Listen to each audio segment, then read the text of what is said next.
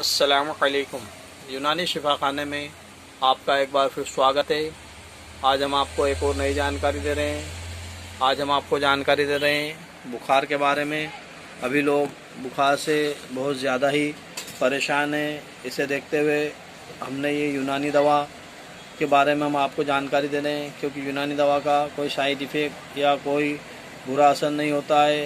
ये आपको फ़ायदा ही पहुँचाएगी। तो देखिए, ये समस्त प्रकार के बुखारों में काम आती है।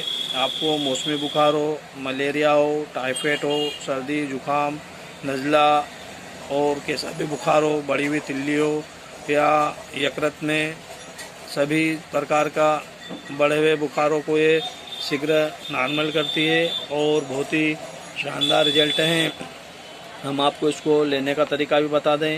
ये सुबह और शाम आप हल्के गर्म पानी में मिलाकर ले सकते हैं। इसे आप 5 से 10 ml तक ले सकते हैं। बच्चों को 5 ml दें और बड़े 10 ml लें। आइए इसकी कीमत की बात करें तो ये 100 ml मात्र 70 रुपये की है और ये आपको किसी भी यूनानी मेडिकल या यूनानी दवाखाने से आसानी से मिल जाएगी। अगर आपको वीडियो पसंद आए तो शेयर और लाइक ज़रूर कीजिए, ताकि दूसरों को भी इसका फ़ायदा